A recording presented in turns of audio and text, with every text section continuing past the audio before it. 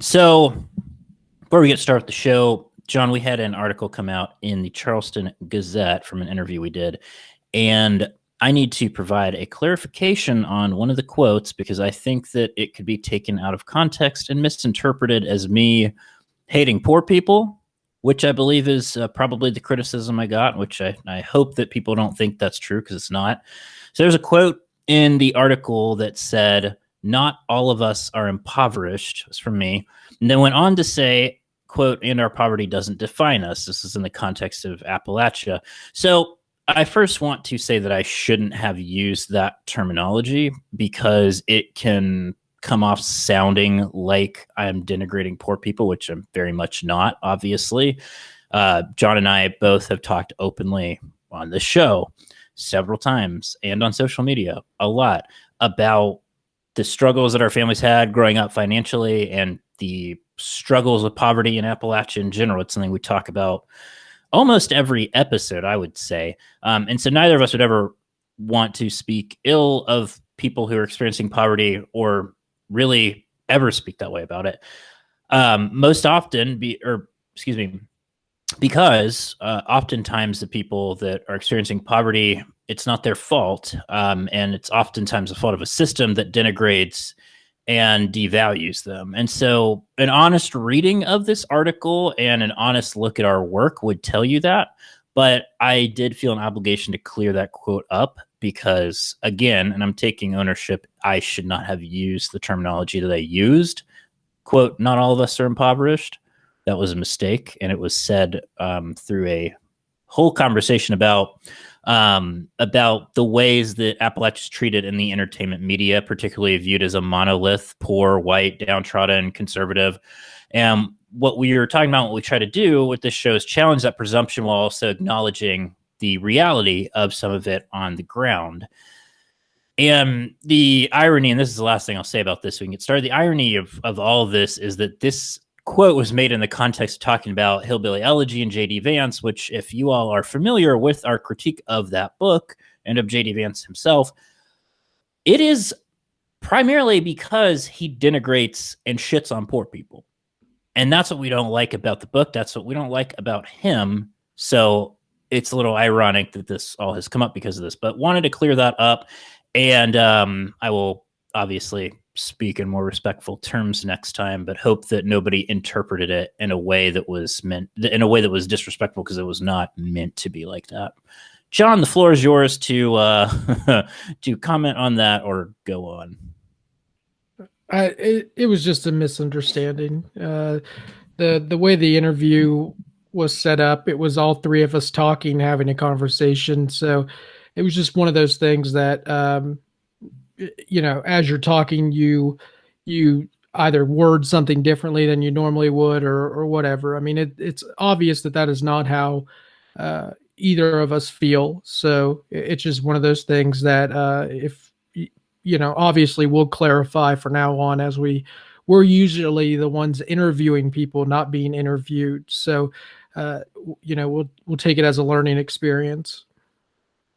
Yeah, absolutely. And again, never our intention to offend people, especially people that are experiencing poverty, which is unfortunately a lot of people in Appalachia. But with that being said, John, I'm going to skip the normal bullshit that I do at the beginning because we have a really, really great episode. We have a really great, I was going to say guest, but we actually have multiple guests on this show this week. But before we get into that, we have some brief announcements of some new Patreon members, John. We have two this week. We have Griffin and we have Matt. Thank you so much for joining our Patreon. We really appreciate it. We appreciate everybody, all 109 of you now, which is just insane.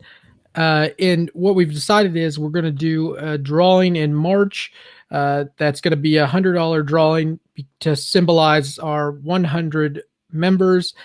So if you sign up between now and then, you'll be entered into the drawing. One person will win $100. So pretty cool stuff. $100, 100 smackaroos. That's right. That's right. Cold, hard cash, but it'll probably be through PayPal. Great. Well, John, we did not get a exclusive out last week, and we do apologize. And our exclusive this week is going to talk a little bit about that. Do you want to share the subject matter? Yeah, sure. For the last 8 days, I've been battling COVID and didn't even know it at the start of it. Which is terrifying. Yeah. And you have said that that is why you have extremely low energy, why you're been sick for the past week, which is understandable. We're going to get into a little bit more of that about John's experience with that and our exclusive talk a little bit more. But I think that it's important to let listeners know that, and that you're doing well and your wife is doing well. Is that correct? Mhm. Yep. Good. Yep. Glad to hear it. Um, so without further ado, we have a great episode today. We talked with Curtis Galloway and Tanner Mobley. They both are with the organization Ban Conversion Therapy Kentucky. It is an organization, much like the name suggests, that is seeking to ban the usage of conversion therapy by mental health practitioners in the state of Kentucky. Conversion therapy, which you'll find out more about in the interview, is basically, John, feel free to correct me, but it is this debunked practice by typically by mental health providers of trying to essentially change somebody's sexuality and gender identity. Most often, it comes up with trying to change gay kids into straight kids, and which is horrible and disgusting in many aspects of it. And as listeners will find out, oftentimes this is considered torture, and that's absolutely what it is. It They talked about it getting as extreme as electroshock therapy, which is crazy. Oftentimes it takes place in the form of talk therapy, and I use therapy very loosely in quotes there. But I learned a ton from this. I was kind of blown away by just how prevalent it is. And it's worth mentioning, too, that Tanner is the executive director of this organization. Curtis is a survivor of conversion therapy, and he shares his story with us. It's really compelling and really just kind of puts a face to this problem that's going on in Kentucky and in several other states. And so I was really excited to talk to them about it and for listeners to hear Curtis's story, hear what this is all about, and especially for our listeners in Kentucky, find out what they can do to ban it, because there is a bill going through the legislature right now that seeks to do that. Yeah, this was an interesting one. It was one that it was so interesting that it got me through a part of a day of COVID because I was going to sit it out, but I decided not to because it is such an interesting topic and it's a topic that needs discussed. It's something that's been ignored for a really long time. Like obviously you hear in the interview, like, it's talked about a lot, like 10, 15 years ago, and then it kind of died off and now it's coming back. So it's definitely a topic that needs to be brought up. Yeah, I agree. And it's something that just I personally had heard about, but never knew much about it. And I didn't really think it was very prevalent just because of my own ignorance. But this was startling. And it's really, really harrowing and disgusting to see the kind of mental anguish that can come from something like this. Somebody being told that who they love and who they're attracted to is not right, and trying to change them. It's awful and it's disgusting. So I was really glad that we had this conversation with them, and really glad to amplify their voices and tell our listeners about it. And again, especially if you're in Kentucky, but even if you're not, I would check out the link in the show notes to their website and find out more about Ban Conversion Therapy Kentucky. If you live in Kentucky, find out where your legislator is on this and send them a note saying that they need to be supportive of this. And we'll also include links to the legislation that the organization is supporting. So without further ado, our interview with Tanner and Curtis. And just give me just a second. Okay, cool. We're recording now. So yeah, go ahead. Yeah, so conversion therapy, it takes many forms, but the general accepted definition is a pseudoscience that attempts to change someone's sexuality or gender identity. That's usually a wide range of various practices that includes religious practices. It can include actual pseudoscientific therapeutic practices. That's essentially what it is. It's been discredited by every major psychological outlet as pseudoscience and harmful. It's been accredited as being entirely harmful and does not work at all. It's even been cited as fraud in several occasions. And so that's usually the generally accepted definitions of what conversion therapy is. And just if I may just provide some examples. So as Curtis said, I mean, I think just hitting home like how not based in science this is, because the practices range so widely as well. Snapping rubber bands against your wrist every time you have the same sex thought.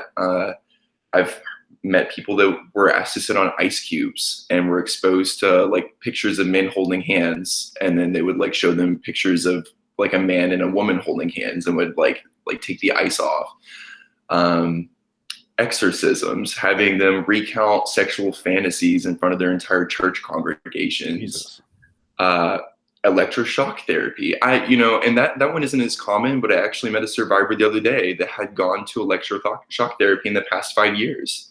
And so, really the common theme here is getting a person to associate shame or a painful stimuli with your identity. It's not truly changing a person. It's like I said, it's like reconditioning. And I've met several survivors who to this day can't hug someone of the same sex without getting like nauseous or getting phantom shocks if they've gone through electroshock therapy.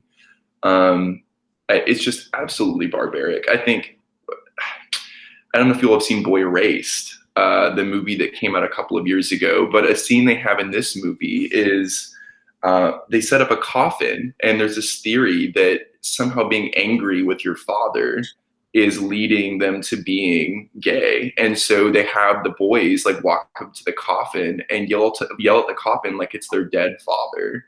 And it's just like the most, like, it just doesn't make sense. And it just absolutely is harmful, especially to kids. Yeah. All of this sounds insanely absurd, and it just blows my mind that it's still legal in this day and age. Tanner, you mentioned one example being forced to read about your sexual experiences in front of your church, and got me thinking, what really is the origin of conversion therapy? Obviously, it's not based in science. Is there something to do with religion, or is it something else? Conversion therapy, I mean, is as old as time, but it really wasn't started to be practiced until after it was identified as a mental illness in the DSM-5. So, and really, in many ways, the more like what we would call more clinical ideas of what conversion therapy were founded were here in the United States and kind of spread elsewhere. So, in terms of like its origins, I don't have the names off the top of my head, and Curtis, you may have those, but it's founded in theories, once again, that it's this idea that bad parenting or the other one is that they've had some sort of like traumatic sexual experience that has led them to being LGBT. So that's really where all of these are based in. It's just like another example is like separating. I met someone who was separated from their mother for 5 years because they thought having a close relationship to their mom, like an overbearing mother, was leading to them being gay. So those are really the two common theories. I don't know if Curtis, you have any other knowledge there that you could share, but. Yeah, so historically, I mean, it goes all the way back to the 1800s, really. I forget the exact psychologist who was credited with being the father of conversion therapy. But one of the earliest recorded people that theorized about it was Freud. His daughter was actually lesbian, and he had attempted to change her sexuality. And well, he actually concluded that that changing someone's sexuality doesn't work, and that there is no reason that someone should change their sexuality, as there's no shame involved with being at the time what they would call, I guess, homosexual at the time. So yeah, I mean, it goes all the way back to those times, and then just kind of snowballed from there.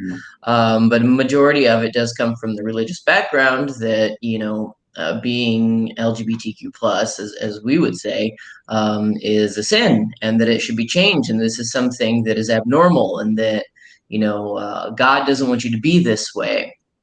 And that's really what it comes from, because I mean, if you were to look at it from a strictly clinical point of view and strictly scientific, there's no basis for it. It wouldn't make sense. So the whole basis is religion, whether it's Christianity or otherwise. I mean, it's not just a Christian issue by any means. So that's really where it comes from. I do think it's important to note too, the majority of these founders that were the leaders in this movement have later come out and said, I'm sorry, we caused harm. This doesn't work. I mean, for example, we had, I think it was 26 ex-gay leaders in the movement, not just conversion therapists, people that went to conferences and spouted this information, that helped spread this, that signed a letter for us in support of our bill because they want to undo the harm that they've caused over the years. So if even the folks that, were the biggest advocates for these practices are saying this needs to stop, like this is harming kids, then, this really, why is this still happening? Well, I think that leads to something that I want to know, and it's really, so obviously hearing about conversion therapy, we heard it a lot like 10, 15 years ago, but it has kind of died off in terms of hearing about it in the news and stuff like that. How common is conversion therapy today versus, I know it was, obviously we talked about it before, but looking at today's statistics, is it still a really common thing that people are doing? Absolutely. So the UCLA Williams Institute estimates that about 700,000 Americans have undergone conversion therapy, with about half of those, at 350,000, being kids. They estimate that in the coming years, I think it's about 50,000 more will undergo these practices.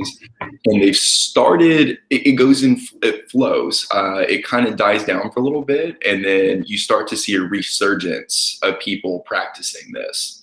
So it definitely is prevalent across the United States. We are currently tracking about 50 folks in the state of Kentucky that use these practices in some sort of capacity. They may not be conversion therapists where they solely use conversion therapy. They may use other treatments for, drug rehabilitation or anxiety, those types of things, but they also happen to practice conversion therapy. So absolutely, we consider it a prevalent issue, and it's happening all over the U.S., unfortunately.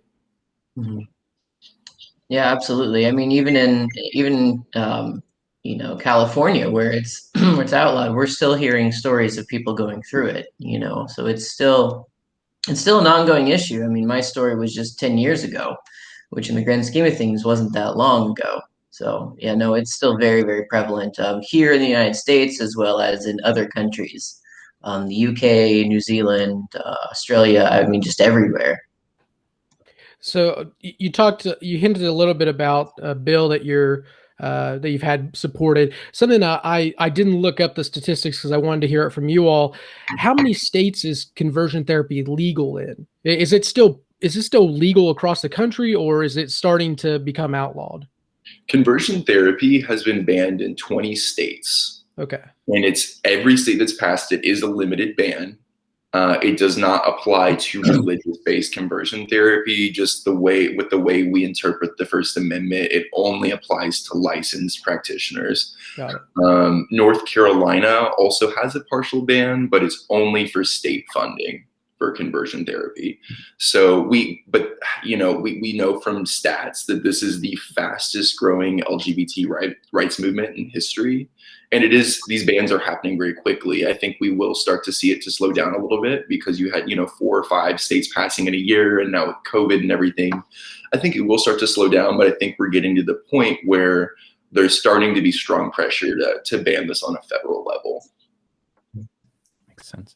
So I'd love to learn more about the movement right now in Kentucky with banning conversion therapy. But I think first, what might be really helpful, especially to our listeners, is to hear from Curtis about your experience with conversion therapy, being a survivor of it.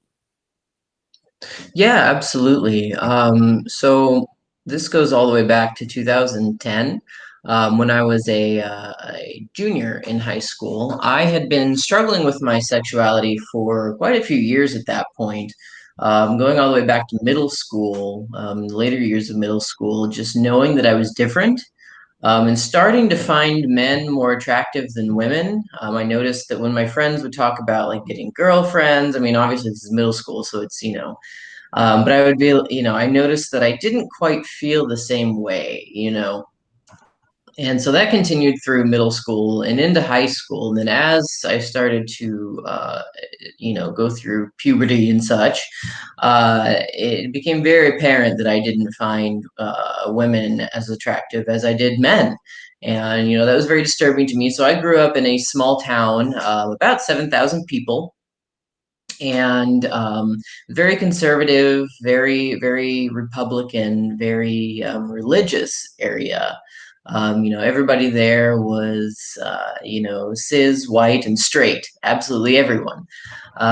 So, these ideas of being, LGBTQ, they weren't there. And then, fortunately for me in high school, I did meet some other individuals that did identify on the LGBTQ plus spectrum, and I started to befriend them and, get more comfortable. I didn't come out to them for about a year and a half after I met them.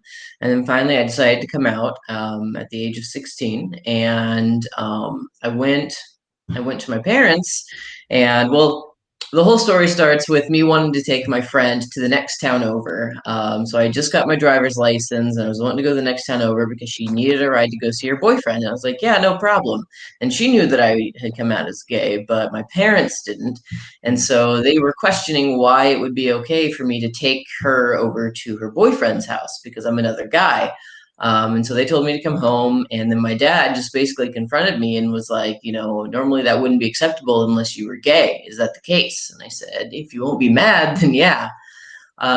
So that's where it started. From there, my dad seemed to be accepting, but then after, him and my mom talked, it became very clear that they weren't. That they believed that I had been brainwashed by the homosexual movement, and that, me saying that I should be accepted for who I am is something that, they trained me to say, and that I've been brainwashed by the media, and that it's just everywhere, and that they can't believe that it infiltrated their house. And it went from there. So they found they searched through all my things, through my car, through my computer, found where I had been in some online virtual chat rooms and such, and had been interacting with other queer people. And that was during the time when when they still thought that if you posted your name on the internet, that someone would come and find you and kill you. Right. So yeah. So they found me a counselor after that, or a therapist after that, and it turned out to be a conversion therapist. When we first started going, this was in Kentucky, and when I first started going, it was just pretty normal. It seemed like the normal therapy sessions. But then we started getting into, well, why have you chosen to be gay? And, why do you think that you're gay? Or, well, they would have said, why have you chosen to be a homosexual? That's how it's framed. It's very just homosexual. That's it. Like, it's very narrow. And we started getting into, showing me propaganda of LGBTQ pride parades, and showing interviews of what I later would realize were leading questions, getting people to talk badly about Christians in the Bible, and being like, is this what you want to look like? Like, is this is what you're going to get into? But the really damaging part of it, and I need to clarify that my therapy was more talk therapy. I would go into his office and I would talk to him for an hour, and then my parents would go in, sometimes before, sometimes after, and they would talk to him for an hour as well. And then that's where he would do his coaching. So the really damaging parts came, a couple of sessions in, when we started talking about the different theories that he had on, where homosexuality comes from. And he would talk about, my mom being overbearing, my dad being absent, stuff like that. My parents had failed to shield me from the dangers of the world. Talking about how one of the major points that I remember was the time that he pointed out that just like rapists, murderers, and child molesters and rageaholics, homosexuals are predispositioned to sin, and it's up to them, just like the murderers, if they should act on that sin and commit to their sinful lifestyle.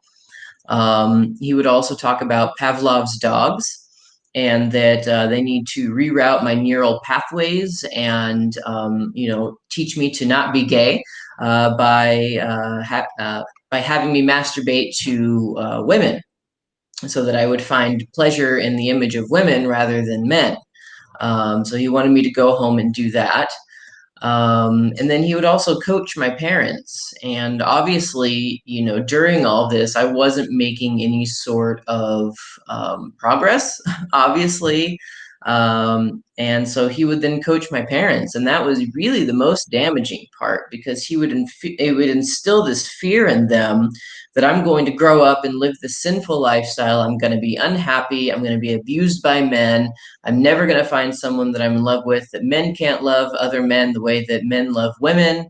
And then it would just snowball into these like huge heated arguments that I would have with my family, and these crazy, like, just fights that I would have where, where it would be like, I'm not the man that God wants me to be.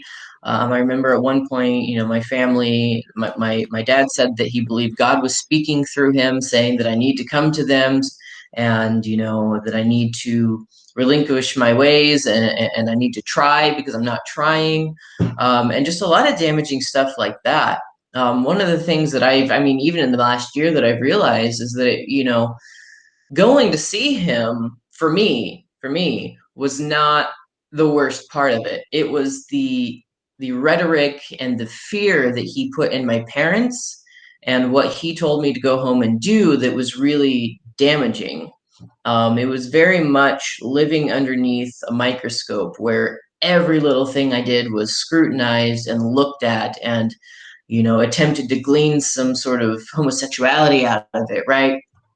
And so it was, watching the way I talk, watching the way I walk, watching who I hang out with, where I go, what I do. Every time I would come home, it would be 20 questions, and they would take that back to him.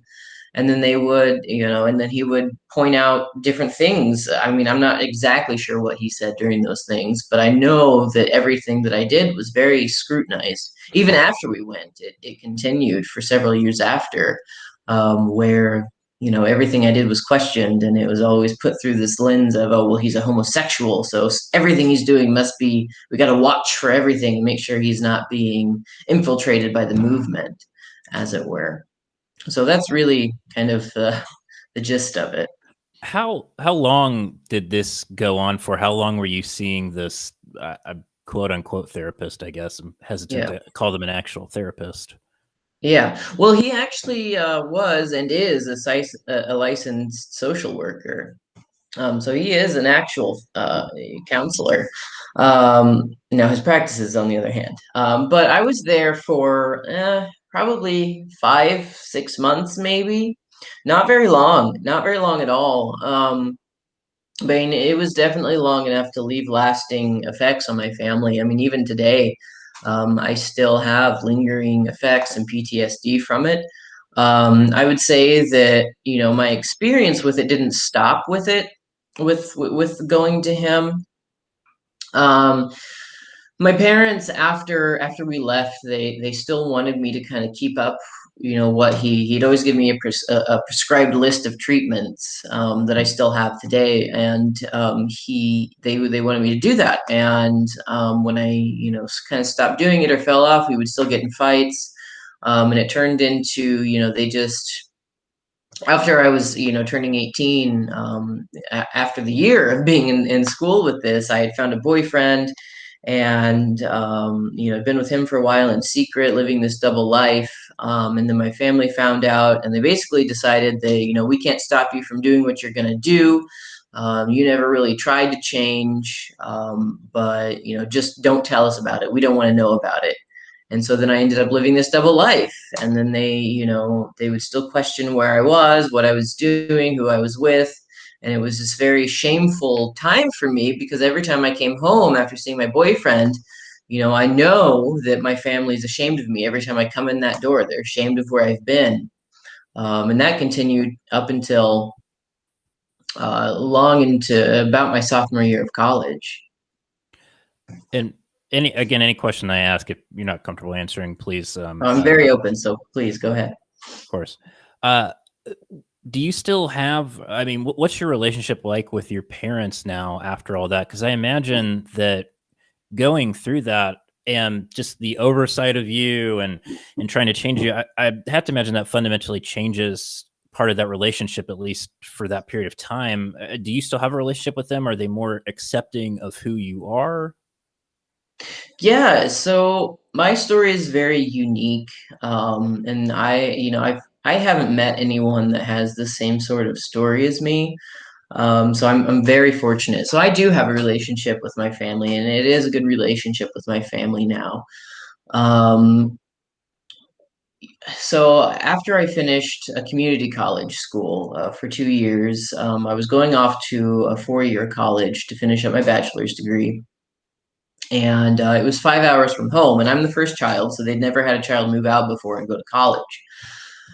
And I'm not, I don't know the exact specifics. I've talked to them about it and they've told some people about it, but I'm not sure exactly what went on their head. But essentially, what happened is they reached a point where they realized that they were wrong.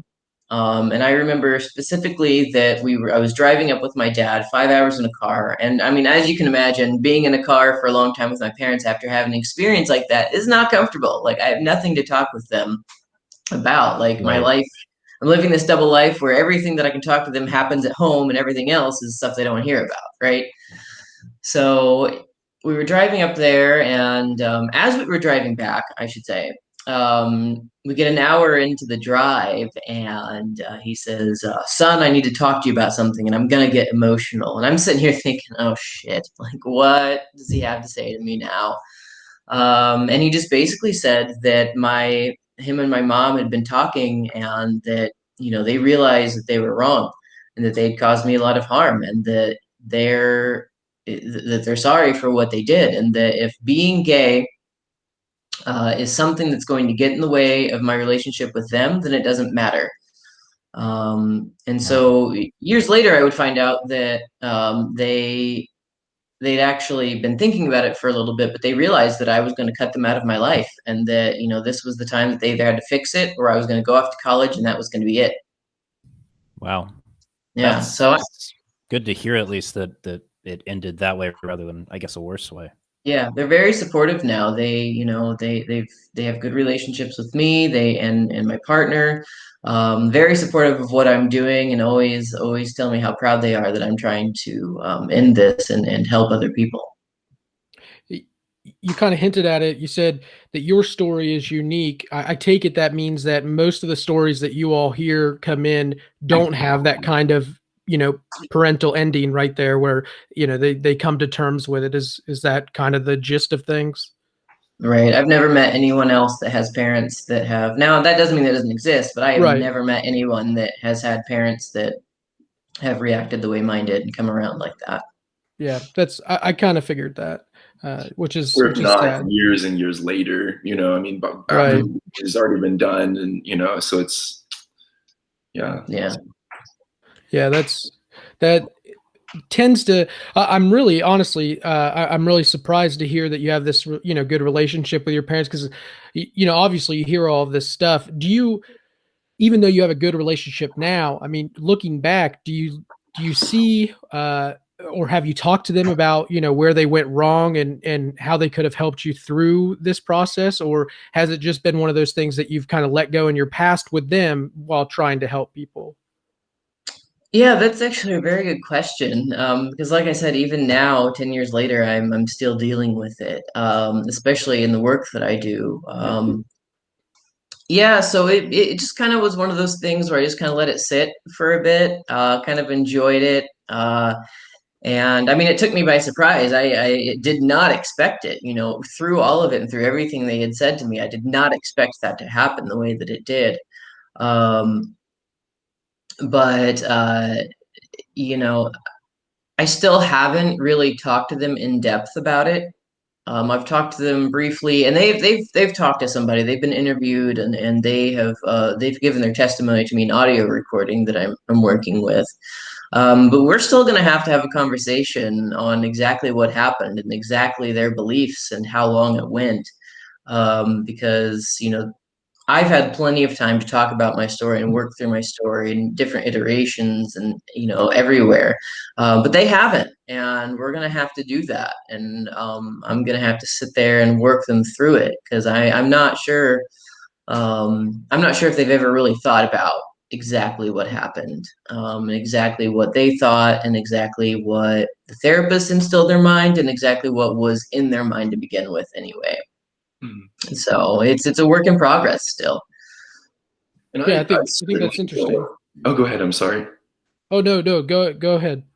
I was just saying that, I certainly don't want to make excuses for parents, right? But I think that's one of the reasons why we do call this a fraudulent business practice, because they prey on parents during this very vulnerable time when, they may not have known another gay person, or all they've seen in the media is this negative treatment of LGBT people. And so these therapists and pastors and other people that talk them into putting their kids to these practices are really good at selling the snake oil and saying, if you don't put your kids into conversion therapy, they're going to go to hell, or, they're going to get AIDS, or, all kinds of things. And so I think, similar to Curtis's parents, really preying on that fear in this very vulnerable time.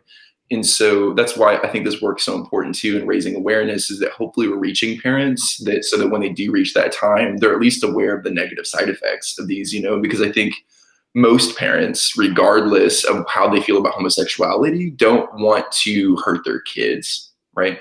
Mm-hmm.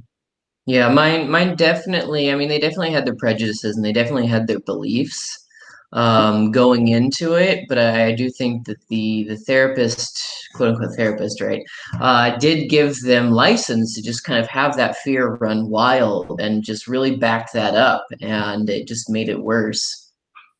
Yeah, absolutely. So.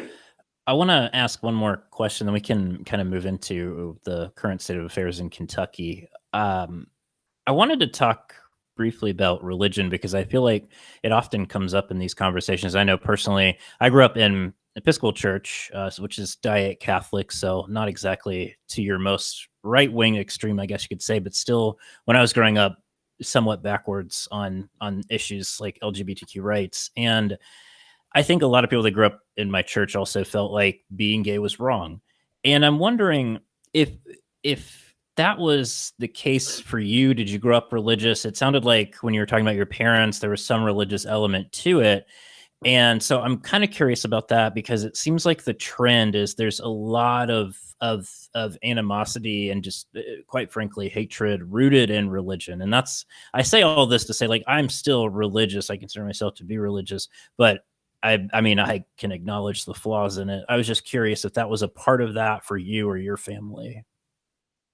Yeah, so growing up, we were non-denominational disciples of Christ, Christians, whatever that means to anyone. So it was just run-of-the-mill Christianity. And yeah, I mean, we would go to church every so often. I was baptized when I was in middle school. But I mean, we weren't overly religious. We would go to church. We wouldn't go every Sunday. I still to this day have not read the Bible all the way through, and I don't want to. But yeah, but then after the conversion therapy started happening, that was when we really started going to church, and that's when we really started getting into religion, going religiously to church every Sunday. And so it was definitely part of it. And the fact is that my counselor was a Christian counselor. So he really based his practice in his religious beliefs, and they specifically sought that out because they wanted someone in the faith.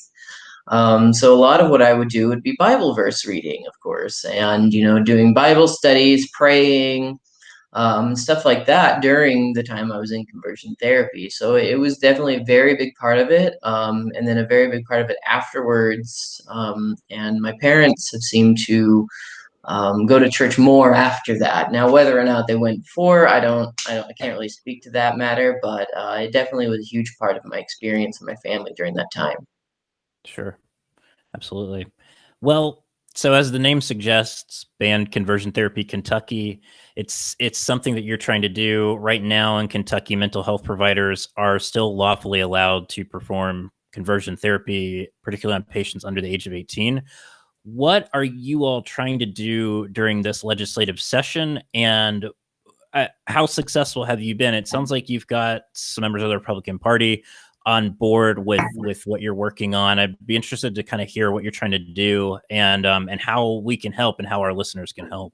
Absolutely. So like you said, our mission's our namesake. It's to protect Kentucky kids from conversion therapy. So and we do that through both public education and trying to push for the Youth Mental Health Protection Act, which would prevent licensed practitioners in the state from using conversion therapy on minors. With the one exception being that we also include adults subject to guardianship. So we believe that anyone that isn't able to make this decision for themselves should be included underneath the legislation. One piece that we've added this year that actually no other bill in the nation has included is disseminating informational materials to professionals that work with youth. So those professionals aren't in any way required to do anything with the materials, but the idea is that the more public education we can do, especially since the legislation is narrowly tailored and no state in the nation has attempted to ban religious conversion therapy that isn't by a licensed practitioner, hopefully we're able to educate more parents and professionals that way to recognize the signs, the harms, all of those things. So BCTK is a statewide grassroots movement. We are nonpartisan. We have organizers in all 120 counties trying to educate communities and push legislators to co-sponsor. This is actually the 5th year. So it's been, it's taken a moment. Honestly, it shouldn't take this long to convince our legislators to protect kids from torture, but that's where we are. And I think we are finally starting to see significant progress take place. So this past session, I think where the tides really started to change, we saw Senator Alice Voorhees Kerr jump on as our primary bill sponsor in the Senate. For those of you listening that don't know Senator Kerr, she was formerly kind of at the forefront of the anti-gay rights movement here. She, was very anti-marriage equality on those things and has a gay son and had a major change of heart and is now on the right side of these issues. So I think being able to have her on board and to be able to speak the language and to talk about this as why this is a pro-life issue and that we need to protect, kids from the womb to the tomb and all those things, I think has been absolutely instrumental in trying to bring other Republicans on board, which is obviously necessary in the state of Kentucky, where we have a supermajority in both chambers. So this session, we've doubled our number of Republican co-sponsors. We're up to 4 in the House and 2 in the Senate. With those numbers, they'll continue to go up. We're expecting as many as 8 Republican House co-sponsors. So really just pushing for a hearing. So leadership, with COVID and everything else going on, changed the rules of the session so that only legislation that they think will pass is getting assigned to a committee, which is not common. Usually the committee on committees assigns every bill to a committee, and then it's up to the chair whether or not they want to hear the bill. Well, this time things are a little bit different, and so that's the biggest push this session is getting the next step forward. We had an interim hearing this past August, which is basically a committee hearing without a vote. So we were able to educate both Senate and House members there, and I think that hearing went really well. So the next logical step forward is hopefully getting a hearing for a vote. Just to share the kind of progress we made, if we received a hearing in the Senate this week, we would pass out of committee. It's not in any way a lack of support by legislators. It's leadership that is preventing this from moving forward. I think the best thing that folks can do at home to help advocate for this bill and help move it forward is to contact their legislators. They need to hear from constituents, even if they're personally in support. Without having folks in their district, they're going to back them up and, say, I want you to support this bill. A lot of them are really hesitant to take the jump. But we do know from a poll that we conducted, a statewide poll of over 800 Kentuckians, that about 74% of Kentuckians oppose the use of these practices. And that overwhelmingly includes evangelicals, Republicans, Catholics. a lot of the groups that I think Republicans would be concerned about in terms of whether, if they support this, is it going to hurt their votes? And even their base says, I think we can all agree we shouldn't be torturing kids, right? I mean, and especially with LGBT issues, I think this is a bite out of the apple. I don't even personally really consider it an LGBT issue. I see this as a suicide prevention issue. Trevor Project data, the Family Acceptance Project, they all estimate that anywhere between about 42 to 50% of survivors attempt suicide at one point. I mean, could you name any other medical practice that we would allow to continue with that kind of damage? We wouldn't allow 10%. If 10% of folks from a certain practice attempt suicide, that would be unheard of. So why is this still happening in the state of Kentucky? Why is this still happening across the United States? I mean, it's time to put an end to it. Yeah, and I would argue, especially with the use of the term torture, I mean, it's a human rights issue. Absolutely, 100%.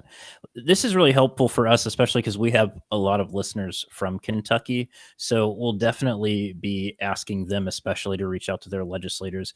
I am curious, you did mention that leadership is standing in the way or is a potential roadblock. What is their rationale? What is their reason for that, if they have one? Honestly, we get a lot of excuses. Is this really happening here in Kentucky? This needs to go through the licensing boards, not through the legislature. I mean, there's multiple excuses. I mean, first of all, it is happening here in Kentucky. We've met dozens of survivors that have come forward, and that's just the people that have personally reached out to me. We're tracking 50 conversion therapists in the state. It's here. It's prevalent. In terms of licensing boards, that's a common pushback we get. Kentucky's a little different from a lot of states. We have almost like 50 licensing boards in the state. A lot of other states, like a licensing board, will oversee multiple licenses, and here it's like every single one has like a separate board. So first of all, to get every board to have a consistent regulation on conversion therapy, it would take so long. And the most frustrating part is, even if we got 49 of them to change the regulations, if one of them doesn't, if someone wants to practice conversion therapy, they could just get that license. So, and furthermore, a lot of these boards have told us that they don't have statutory authority to do anything about conversion therapy, that conversion therapy clearly fits into their ethical guidelines, but they're concerned that without anything explicitly saying that, trying to change a person's sexual orientation or gender identity is grounds for removing your license, they're concerned about being sued or some sort of repercussions as a result. So this is absolutely at the feet of the legislature. It is their responsibility to take action. Yeah, none of that surprises me. We've gotten to such a point where like people no longer even care like what the right thing to do is. They just look at vote counts. It's insane. Blows my mind every time. This conversation has been really interesting. I've learned a lot. I know Chuck's learned a lot. We didn't know most of this before this started. We're really glad that you all reached out and wanted to come on. How can our listeners learn more about what you all are doing and maybe even help or join the cause? Absolutely. And thank you so much for having us on the podcast. I think the best way for your listeners to get involved is to go to our website. That's banconversiontherapyky.org. That's banconversiontherapyky.org. And on our website, we have action tools to be able to contact your representatives. So we've made it easy. We have email forms. All you have to do is fill in your basic contact information, and the form sends directly to your legislators. We have a call script there. So even, I know some folks, myself included, I don't know if it's a millennial thing or what, but I don't love talking on the phone, and we've made it easy. So we have a script. You can just call the number, and the friendly staff there, just say you want to leave a message for your representatives, and you can read that script off verbatim, and they will basically just print off a green slip that shows you're in support of the bill and deliver it to the legislator. And those green slips absolutely make an impact. I've seen legislators walk into session with a stack of green slips in their hand and say, I might even be personally supportive of this, but like my constituents are blowing up my phones. We have to do something about this. So it's, they absolutely listen to their constituents. I mean, in some cases, we've gotten co-sponsors with as few as 2 constituent contacts in a district. Sometimes that's all that it takes, So Just taking the time to do that, it takes 2 minutes. You could absolutely help save a child's life. Absolutely. And we will include a link to your website in the show notes and everything that people can do to learn more about that. Tanner and Curtis, thank you both so much. Curtis, especially, thank you so much for sharing your story with us and with our listeners. Thank you. Thank you very much. Thanks, guys. All right. So again, those links will be in the show notes, both to Banned Conversion Therapy Kentucky's website. Like Tanner mentioned, there's a form on there that you can fill out that basically tells you all you need to know. There's a call script if you want to call your state legislator. There's an email template, I believe, if you want to email them. It's all there for you. They make it super easy. Check it out seriously and let us know. Let us know if you have reached out to your legislator, and we'll amplify that. We'll let the Banned Conversion Therapy organization know, because they need all the help they can get. And as you heard in the show, they really feel optimistic about it this time around. They've been trying this for several years, and they're hoping this time is going to be the one. Yeah, I mean, it's sad that it's not as, I guess, supported throughout every legislature. I mean, it should be a no-brainer. It's unfortunate because politics have gotten in the way of just doing the right thing. These kids should be able to live their lives and do what they want, and not have to worry about being tortured to a point where like they have to change themselves. So I mean, it's just a really sad predicament. Yeah, it is. But we're grateful that it seems like people are starting to come around on this issue, and the people that matter, the people that make the decisions anyway. So it's great. Anyway, moving forward though, John, I'm assuming you have a beef this week, and is it with COVID or is it with something else? Well, it's attached to COVID. Okay. All right. Let her rip, man. Beef with Big John. Let's hear it. All right. We're going to keep this short, sweet, and it's going to lack some energy just because I don't have it. Really, the big beef with Big John this week is super simple. It's, I've got beef with the people who don't believe COVID is real. I'm so sick of these people, right? Because I can tell you firsthand now, it's real. Like it's not fake. It's not something that people are pretending to have, or I mean, it does a number on your body. It sucks. I wouldn't wish it on anybody. But we as a country, and as obviously around the globe, we're not going to get rid of this because people aren't taking it seriously. I mean, if you look, there are countries who have eradicated this virus by doing the right thing, and now they can live freely without masks and do all of these public gatherings. And the United States will never be like that because we have too many people who think they have to be martyrs when it comes to a pandemic and a virus. It's asinine. Martyrs, right? Yeah, the people that are anti-maskers, they're doing it in the name of freedom. Right. That's the thing. They always cite freedom, but to be fair, it blows my mind that this is what we've become as a country. We've stopped caring about the person next door, and we've started caring about things that are fictitious, not real. The idea of freedom outweighing someone else's life blows my mind. And it's not, no one is stopping anyone from doing anything. They're just asking people to take precautions so that we don't have more people die. That the freedom to live is the ultimate freedom. Yeah, I think I was actually just getting ready to say a similar point, and I think you make a good point, which is air quotes freedom. People doing this for air quotes freedom is robbing other people of their freedom to life, liberty, and the pursuit of happiness.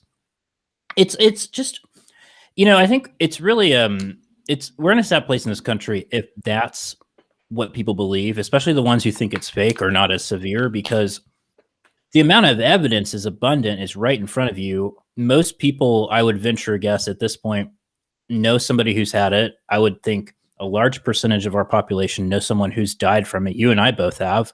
We've both had family members or next of kin who have died from it. It's no joke.